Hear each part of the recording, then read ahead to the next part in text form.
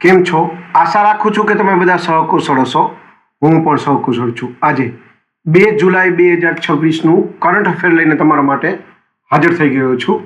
તો ચાલો મોડું ન કરતા આજનો વિડીયો શરૂ કરીએ છીએ. એની પહેલાં કહેવા માંગીશ કે ચેનલ પર નવા છો તો સબસ્ક્રાઈબ કરીને રાખજો. વિડીયો ગમે તો એક લાઇક કરી દેજો. ભાઈબંધ, દોસ્તાર, ફેમિલી મેમ્બર સાથે વિડીયો શેર જરૂર કરજો, જે પણ લોકો ગવર્મેન્ટ એક્ઝામની તૈયારી કરતા હોય. કારણ કે દરરોજ લોંગ વિડીયોમાં કરંટ અફેર્સ અને શોર્ટ વિડીયોમાં જનરલ નોલેજ લઈ અને આવતો રહું છું અને તમને અપગ્રેડ કરતો રહું છું. તો ચાલો મોડું ન કરતા આજનો વિડીયો શરૂ કરીએ છીએ. 2 જુલાઈ 2026 કરંટ અફેરનો પહેલો પ્રશ્ન છે. ભારતીય વાયુસેનાના 51માં ઉપપ્રમુખ તરીકે કોની નિમણૂક કરવામાં આવી છે? સાચો જવાબ છે આશુતોષ દીક્ષિત. બીજો પ્રશ્ન છે. ભારતીય સેનાના ઉપપ્રમુખ તરીકે કોની નિમણૂક કરવામાં આવી છે?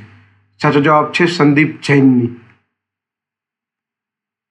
ત્રીજો પ્રશ્ન છે. ચર્ચામાં રહેલું મોંગલા બંદર કયા દેશમાં આવેલું છે? સાચો જવાબ છે બાંગ્લાદેશ.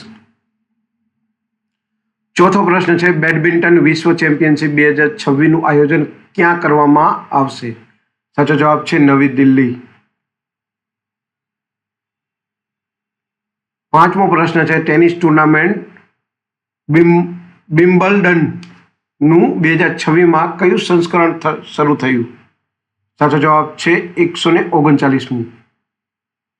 છઠ્ઠો પ્રશ્ન છે. વિશ્વ રમતગમત પત્રકાર દિવસ કયા દિવસે ઉજવવામાં આવે છે? સાચો જવાબ છે 2 જુલાઈના દિવસે. સાતમો પ્રશ્ન છે. સંયુક્ત રાષ્ટ્રના SDG ઇન્ડેક્સ 2026માં ભારતને કયું સ્થાન મળ્યું છે? સાચો જવાબ છે 94મું. આઠમો પ્રશ્ન છે. લોસ એન્જલિસ ઓલિમ્પિક 2028 માટે કઈ ભારતીય ટીમ ક્વોલિફાય કર્યું? સાચો જવાબ છે ભારતીય મહિલા ક્રિકેટ ટીમ. નવમો પ્રશ્ન છે. ચર્ચામાં રહેલો પ્રોજેક્ટ બ્રહ્માંક કઈ સંસ્થાની વિશેષ યોજના છે? સાચો જવાબ છે સીમા માર્ગ સંગઠન એટલે કે BROની. 10મો અને છેલ્લો પ્રશ્ન છે.